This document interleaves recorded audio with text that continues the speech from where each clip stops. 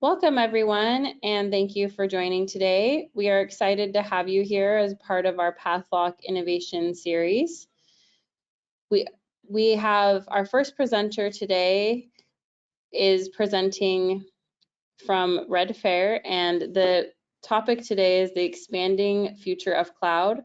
Our presenter will introduce himself in just a moment, but first I'd like to just go over a few housekeeping items. We have several sessions coming up today, and I'm about to put a link into the chat with the schedule of events for today. So if there's any other sessions you would like to join, you can go ahead and click on that link and it will take you to the schedule and you can register for any of those other sessions today. To prevent background noise, everyone is on mute. And if you have any questions, please add them into the question box that you will see on your control panel, and we will answer those at the end of the event. And with that, I'll turn the time over to our presenter. Thank you very much. So I will introduce myself first of all. My name is Christian Fronteras. I'm based in the southwest of the UK, which is why you can hear the English accent. This has a little bit of a James Bond theme to it, and unfortunately the music didn't come across. I wanted to put all the music to go with it. As the title suggests, we're talking about the expanding future of cloud in this presentation. It's not aimed at any particular cloud or any particular application, but I hope there's a lot you can learn from this. When I talk to CIOs today, they are under more pressure than they've ever been at any time in their life. IT assets, applications, infrastructure, so computers and ERP applications are targets for attack, constant attack. Processes are so integrated in today's environment that even the smallest amount of downtime has a significant cost to your business. We tend to think of technology as becoming simpler, but actually it's becoming a lot more complicated. And the ripple of change in that technology is literally constant. There is every day new features, new software, new applications, new technology available for us. And what that means is that anything we invest in today is an encumbrance tomorrow.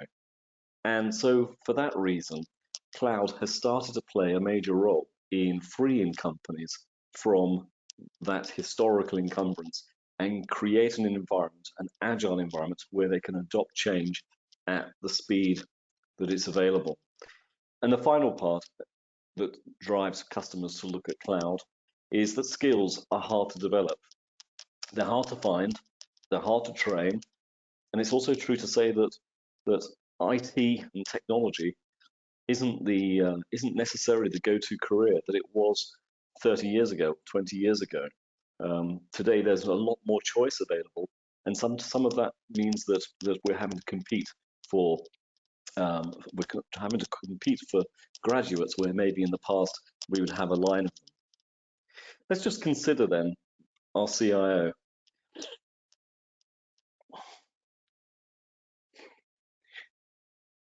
In the past, computer manufacturers started by buying chips from people like AMD and Intel.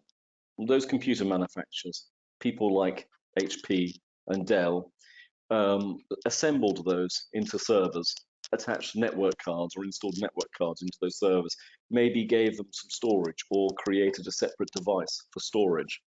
They would then make that hardware available to sell, and through a variety of shops, physical, online, however you might have acquired them, value-added resellers. And your consumer, depicted by the girl on here, would then have to choose from one of those pieces of equipment that's been built, typically not exactly fitting the shape or size that he or she requires, but looking for the best fit and best price, and then put that into their data center or their computer room, wherever that may be.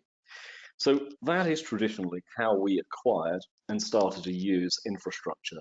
And one of the things that cloud has really done is given us an opportunity to rethink entirely our relationship with underlying infrastructure. So first of all, if we take that that hardware that we've put into our data center, we know that one machine invariably wasn't enough, and we needed lots of machines. So now I have the conundrum that I've got lots of different machines to maintain and secure. So to secure them, we built subnets. So we created subnets within a subdivision of our broader network so that we could at least put machines of a similar role into their own network, protected network, and stop traffic traveling between the networks that wasn't allowed. I mean, it solved a problem. It solved a problem. It simplified the administration, but it became more and more complex. And that's why I think we have to look at this formula, okay, which I'm sure you're all familiar with.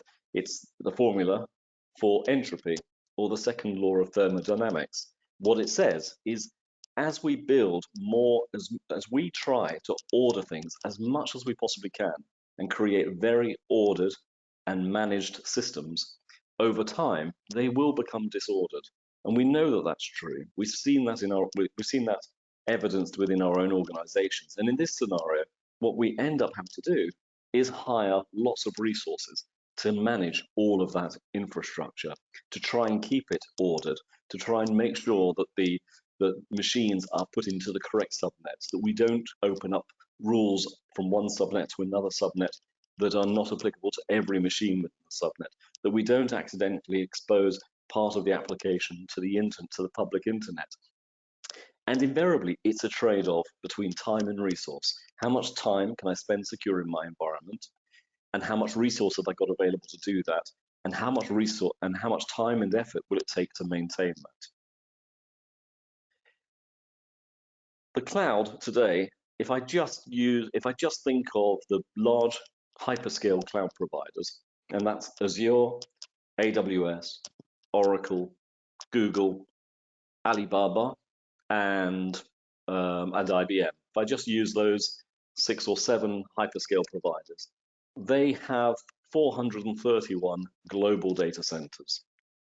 So immediately, when I'm thinking about where I'm going to physically put my infrastructure, or even virtually run my infrastructure, the cloud offers me this amazing ability to be able to leverage global data center capacity wherever that may be. Let's just take a look at this particular data center here. It's in Ashburn, Virginia. In this particular data center in Ashburn, Virginia, what you can see is that my data center, shown over on the left-hand side with the square, the red square surrounding it, is broken into what we call an availability domain. That availability domain is then broken down further into what we call fault domains. A fault domain within a data center today is a independent rack or infrastructure independent from other fault domains within the same data center. In other words, if I put a machine in fault domain 1 and I have a machine in fault domain 2, and I'm talking virtual machines, but of course virtual machines sit on physical machines, then in the event that there is a hardware issue in a machine on fault domain 1, it doesn't impact my fault domain 2. Or if I lose IP internet connectivity in fault domain 2, it doesn't mean that my fault domain 1 loses internet connectivity. And likewise, if I lose power in fault domain 1, I don't lose power in fault domain 2. So fault domains give us the ability to be able to create higher levels of availability within the data center. And that's something that traditionally, when we were on-premise, we didn't have. Typically, if we were on-premise, we may have had a computer room, but within that computer room, maybe all the power was being supplied, albeit through a UPS, and my internet was being supplied from my internet service provider, AT&T or Verizon, for example. And if I lost those services, I would lose the entire data center or computer room. So in this particular case, with this data center, and this is true of all data centers, they divide them into these different fault domains, and that's particularly valuable. Let me show you why that's valuable. In here, you can see a deployment of an ERP application. And in this particular ERP application, I have put a web server in fault domain 1 and an enterprise server or an application server in fault domain 1. And I've put a web server in fault domain 2 and an enterprise server, an application server in fault domain 2. In the event that I lose that fault domain, what that means is that my users can still connect through a load balancer to my working Web 2 and Ent2 machines shown there in fault domain 2. So I now can achieve a much higher level of availability than I may previously been able to have before I was in the cloud. Looking again at my my data center and that square red square, you'll notice that it's in an area which we call availability domain 1. That's a physical data center. This is another physical data center in what we call a region. A second physical data center that allows me to be able to take advantage of even higher availability by spreading my resources across availability domains. These are data centers that sit in fairly close proximity to one another.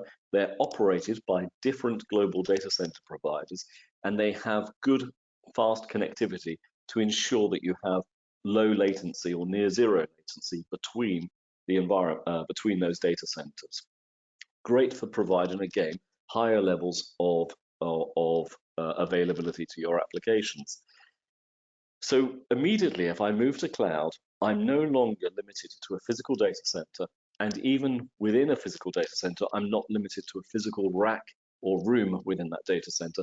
I can spread my resources at no additional cost to limit the amount of downtime that I might face. But today, we also look at what we call a cross-regional strategy. We promote this. So we talk about high availability in context to availability domains within a region. But to get the best possible disaster recovery position, I look at cross-regional replication. So let's take an example here. So in this example, I have my data centers in Marseille connecting to Milan, New York to London, Stockholm to Amsterdam, and Marseille. And what I'm doing here, I'm just demonstrating this as an example of, instead of replicating my environment for disaster recovery to a local data center within a region, I can actually replicate the resources within that to a data center that sits in a completely different region, completely isolated infrastructure-wise from the location it came from. Technically speaking, I could be going from, say, Oracle Cloud into a Microsoft Azure cloud, or I could be going from an Oracle Cloud to another Oracle Cloud data center. So I get, with cross-regional disaster recovery, I get full independence of regions, and I can get the best choice of disaster recovery to suit my business. There's the disadvantage of this approach is simply just down to this is latency sensitive. So if I'm doing disaster recovery, if I'm running my production workloads in Ashburn, Virginia, but I want to do my disaster recovery into Frankfurt, Germany, then there is a latency concern there, but nothing that can't be easily addressed. So let's look at what we call multi-cloud.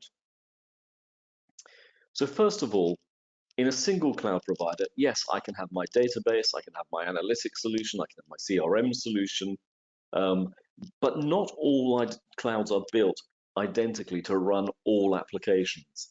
In other words, some applications will run better on one cloud as compared to running that same application on a different cloud. In the early days of cloud, there was a land grab, majority driven by AWS and then followed by Azure, to try to pick up as many cloud customers as possible. And that land grab was very much focused on the technology and the number of data centers that were available. But today, those cloud providers are recognizing that actually some might be better at hosting databases, some might be better at running a particular analytics solution, and some might be better at running a particular CRM solution. The point is that multi-cloud is something that we now recognize isn't just a possible deployment strategy for us, it's actually the only deployment strategy that we can take. And I'll talk more to that in a moment. The hyperscale providers, I'm talking specifically here about AWS and Azure and Oracle, recognize that multi-cloud is now recognized as being the cloud. In other words, no single hyperscale provider sees themselves as being the be-all and end-all to everything. And to give you an example of that, Azure recognize that Oracle are probably the best cloud provider, or probably definitely the best cloud provider at providing their databases. Oracle recognize that actually AWS is best at providing some of their resources, and Oracle recognize that Azure is probably going to be the authentication method for many customers for many years to come. And therefore, rather than trying to compete against each other for every product, for every workload, what they've done is they've come together and worked together to create to simplify, it's probably a better way to say it, the cloud for the customer. That is to say, if you're an AWS Azure cloud customer today, and you would go into the AWS marketplace to provision a database, you can provision an Oracle database. And that Oracle database won't be provisioned within Azure, it will be provisioned within Oracle Cloud and cross-connected into your Azure tenancy without you having to configure that service. So far as you're concerned, as an Azure customer, everything appears as if it's all within one cloud, but in fact, it's being provided in collaboration. Applications really are driving the future of cloud. That's a shift from where it was 5 years ago, where it was technology.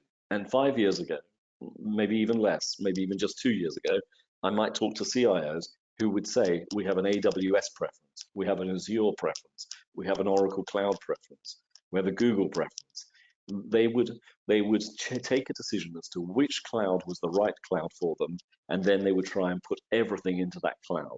Today, that conversation is changing, and CIOs are starting to recognize that actually it's the applications that should drive which cloud is being used, and so they won't be an AWS cloud user or an Oracle cloud user or an AWS cloud user. They may be a cloud user of all three of those clouds in this multi-cloud hybrid cloud world.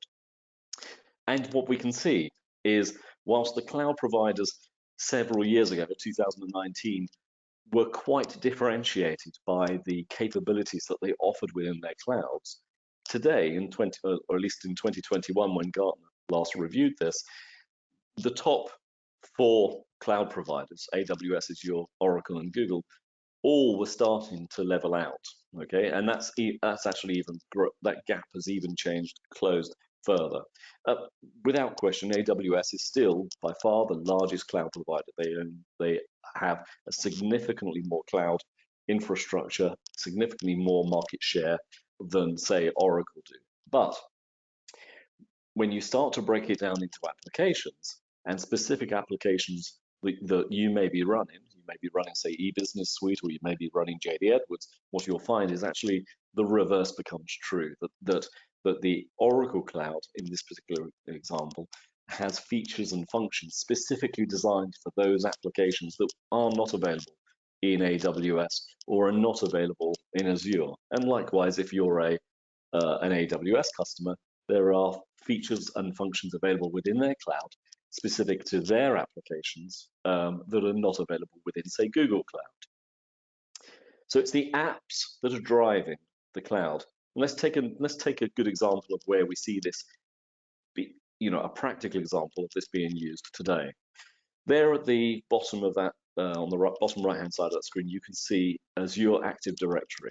So many people use Azure or Office AD 365 for their authentication, username, password, maybe multi-factor authentication. Equally, you might be using an Oracle database. Now, I've just explained to you that the world is multi-cloud now. And I've explained also that if you're an Azure customer and you provision an Oracle database, it may well be provisioned actually within Oracle Cloud. And so as to try to make that even simpler for the users, Azure and Oracle have even cross-connected their databases, cross-connected their data centers. The fact is, in fact, that most of the data centers are not owned and operated by Azure or Oracle or AWS. They are owned and operated by global data center providers. And those global data center providers are providing those services to all of the hyperscale cloud providers. So in reality, when you walk into a big data center, not that you really have reason to do that today, but should you walk into a big data center, you might see a suite with a locked door that's called Azure, and you might see another suite with a locked door that's called Oracle. And there may be a cable that drops down under the floor, under the dividing wall, and up into the other suite that connects those two clouds. And in this example that I'm showing you, what this means is that actually an Oracle customer using Oracle Cloud can authenticate in the Azure cloud without even leaving the without even traversing on public internet. It can all be kept low latency, private within the cloud. So applications are absolutely driving the future here, and this gives you a footprint of where cloud providers are spending their time creating application development tools, DevOps tools. Integration is becoming a huge part of cloud. That's why you'll see that people like AWS bought Dell Boomi for integration, Azure with the Microsoft XPI kind of frameworks. Oracle have created their Oracle Integration Cloud. Integration is absolutely seen as being a driver to multi-cloud and multi-applications. Container management, the management, monitoring, and automation so that we can get scalability. You will have seen things like data science, machine learning. So we talk about data lakes. We talk about analytics. Being able to run workloads that maybe I've run on site using something like VMware, virtualization technology, being able to run that in the cloud so that I can still have a level of administrative capability that I maybe have on site. Maybe I'm running some legacy applications that are not well suited to any particular cloud provider. And at the bottom there, compute, storage, networking, databases, non-relational databases, business intelligence, all of these applications. And underpinning that, and that's I think what's really important for this presentation, underpinning that, the cloud providers are really spending a significant amount of time, energy, and effort in building better security tools, better governance tools, and better compliance. It only takes one AWS customer to lose their data, and all of AWS customers will start to lose confidence in the cloud. And because of that, the AWS, the Google, Oracle, Azure, they spend a tremendous amount of their cloud spend on securing the environment. And the way they're doing that, I think, is very clever. I mentioned integration to you a moment ago, and I think it's really important to understand it, because we tend to think, especially if we come from an ERP background, we tend to think of ERP as being our financial distribution, our manufacturing systems, that we're kind of end-to-end responsible for our workflow. But in today's world, very few organizations run a workflow from start to finish which does not invoke or use an external service provider.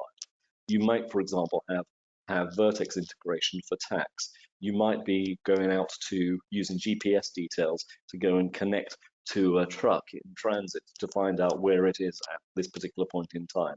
There are any number of applications that may form part of your workflow process that don't sit within your application or even within your data center.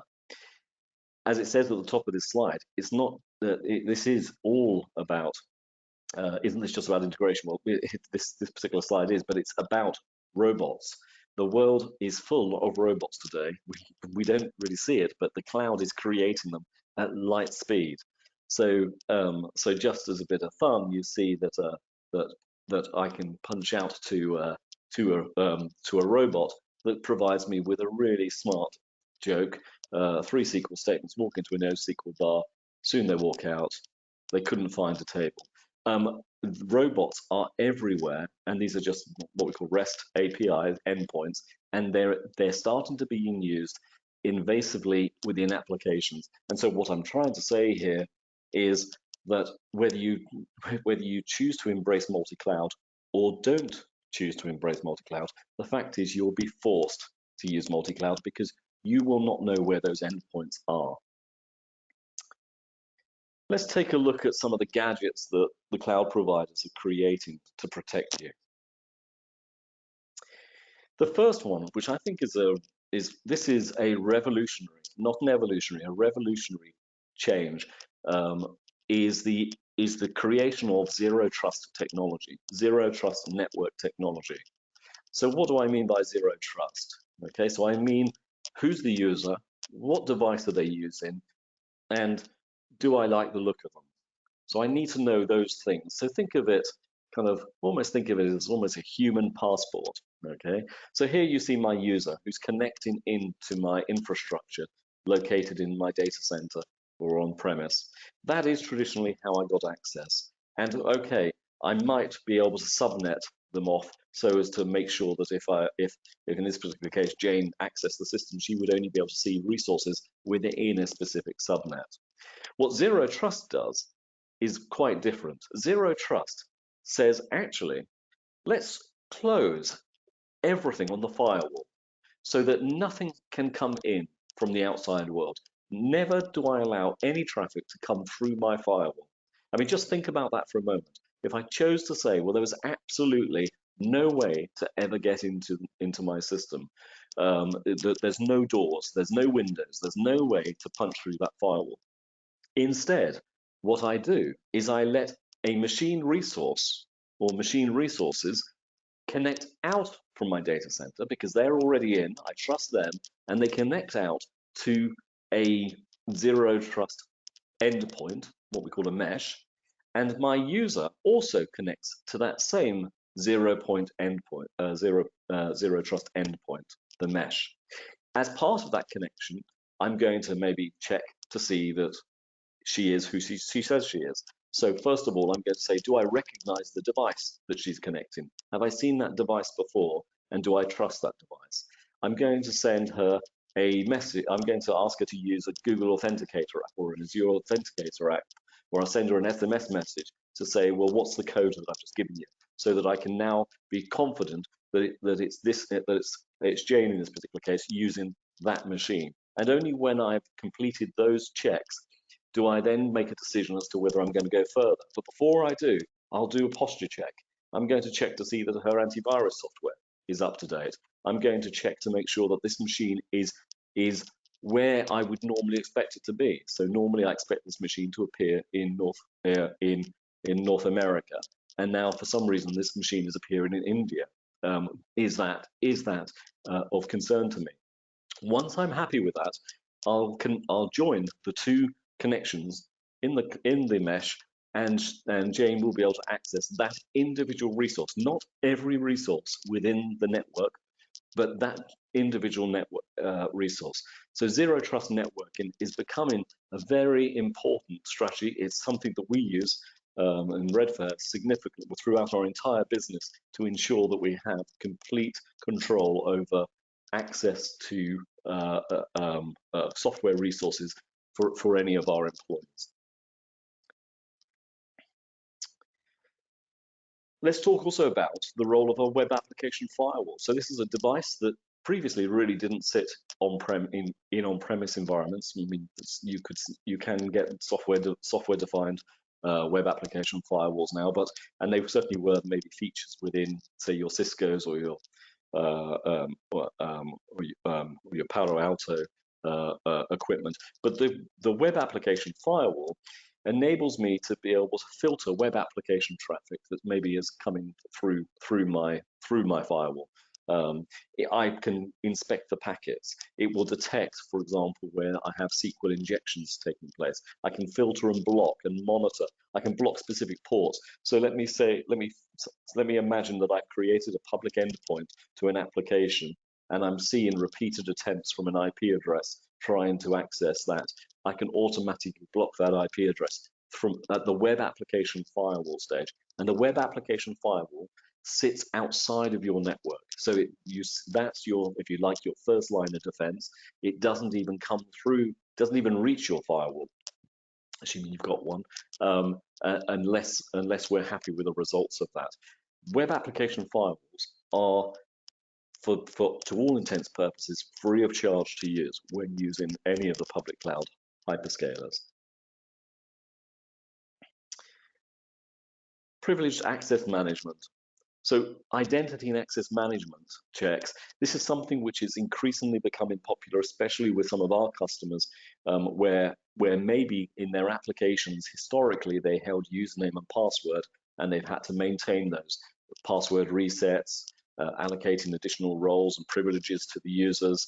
That username and password may have been different to their network username and password. They may have done what we call LDAP integration or Active Directory integration, so that at least the username and password is the same username and password they use on their network, but they're having to key that username and password in again, so they're not really benefiting from things like single sign-on. What we really want to do and move our customers to, and we see this increasingly because there's so many applications now that we're using, is using a federated authentication service. So let me take an example here. In this particular example, I have a user that is coming into my application. They've hit the load balancer. The load balancer is distributing the request to either of my two web servers that sit in different fault domains, which we spoke about earlier. But because I've not seen this user before, I don't know who they are, I'm not going to let them go anywhere near my web service. Instead, I'm going to redirect them out to an identity management service. And my identity management service is going to then say, well, where do I go and get who is going to check my identity of this user request? I'm going to send them out to Azure, and Azure is going to authenticate the user. So now my user is using the Azure data center. They're putting in their username and password, using the Azure Authenticator app, who they are. Azure then gives that user something we call a JWT token that comes back to my identity management solution, that then comes back to the load balancer and passes that request off to the load balancer, to the web server. And the web server, knowing now who the user is and that they've been authenticated, doesn't have to challenge the user for their username and password, and they're logged directly into the application, single sign-on. So that's a great example and a real use case in use by many customers today, where they're using what we call federated identity access management. And if you're an Oracle Cloud customer, or you're an Azure customer, or a Google Cloud customer, there's you'll be able to search identity management services. As a customer who maybe is on premise and hasn't yet made a move to cloud, don't think you have to wait till you get to cloud to use these services. You can switch the service on today, so that actually your user trying to access your application is redirected out to an external cloud service provider to identify who that user is before passing them back in with that JWT token. And you would be surprised at how low the cost of providing that service can be. And when I say low, I'm talking cents, not dollars. End-to-end encryption that you can't turn off. So this is something that the cloud providers often don't even tell you. When you move your systems to the cloud, you're not in a cloud with lots of other customers. That cloud provider may have lots of customers, but each of those customers is placed into what they call a tenancy. The square, the large square box, shows that, a tenancy. It's unique to that particular customer. There's no shared workloads. No two customers' data or workloads reside in the same tenancy, or at least not by design. everything within that tenancy is encrypted to that tenancy. Think of the tenancy as having being a key. So the encryption is working at that tenancy level, and all of the data inside that tenancy is encrypted when it is in transit, even moving from machine to machine, and when it's in storage. Sorry, just back up 1 moment. And also in storage. Notice in my picture here that I show my storage backup, for example, being outside the tenancy. Now that's really important. When I take backups inside my tenancy, then in the event that something does happen inside my tenancy, and I've already given you reasons why that should never be the case, everything within my tenancy could be at risk. So when I use cloud backup facilities within my cloud provider, the cloud backups are not stored on infrastructure within that tenancy. Instead, they're stored on a separated infrastructure that you have no access to, that your tenancy has no access to other than through an API connection. So think about ransomware attacks. A ransomware attack, one of the biggest risks with a ransomware attack is that it not only has infected your main machines, but it's also infected your backups. And therefore, when you restore your backup, you may have a period of time, or you may have no time before that ransomware attack happens again. By keeping your backups on separated infrastructure, your ransomware attack cannot reach that. Also, when you take those backups are hash totals, so that if there was any change to the hash total on that storage, it can be identified as not being reliable, that it has changed since it was originally created. So we're seeing cloud customers being much better protected from ransomware attacks than the on-premise customers. And we see that in probably some of the other presentations you're going to see or have already seen, where the ransomware attackers are not typically trying to target cloud customers. They're targeting on-premise customers, because on-premise infrastructure is infinitely more vulnerable than cloud infrastructure if run properly. I'm talking very specifically here about one particular cloud. This is Oracle Cloud, but this same type of facility exists with all the cloud providers. And I'm calling this CloudGuard, which is the Oracle name. What CloudGuard, which is a free of charge component of the Oracle Cloud infrastructure, allows you to do, it allows you to put things like rules that stop any misconfiguration ever occurring. So, for example, I can create a rule that says that these range of IP addresses are never allowed to gain access to the internet, and no matter what somebody tries to do to change that, CloudGuard blocks that change. So if somebody goes into the firewall and makes a change to say allow this IP address access to the internet, CloudGuard steps in and blocks it and sends messages to the administrator. So if you like, an overarching cloud supervisor. That's really important for ensuring kind of new assets comply with all those policies and the workload protection. Remember back to the slide I showed you where we had the chip going into the computer being assembled by Dell with a network card attached to it. The network card comes with standard default options, and when I installed it into my on-premise environment, I then had to configure that network card. In cloud, we start to think about the network card as being the security of the network card as not being something that has to be held at the network card level, but we can create what we call a security list. So any any workload we put into the cloud, we can attach what we call a security list to it, and then we know that security list covers every machine that has that security list associated to it. So the vulnerabilities that you have on-premise, where network changes were being made at individual network card level or even at firewall level, are largely eliminated by the fact that we've simplified the administration of security management. We also include, what we call continual compliance monitoring and alerting. So, for example, making sure that antivirus is running on the platform, making sure that we're running vulnerability scan and reporting on reporting against common threats, CVSS scores.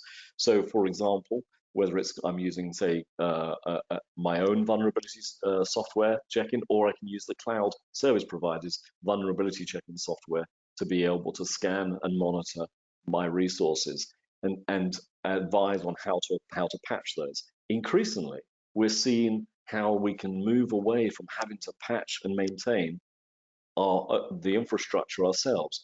If we look at, say, Oracle's autonomous transaction processing databases, those databases are being patched and maintained by Oracle as part of their service. So no longer do I have to be concerned about the monitoring, the vulnerability, and the patching of those. That becomes the responsibility of the vendor.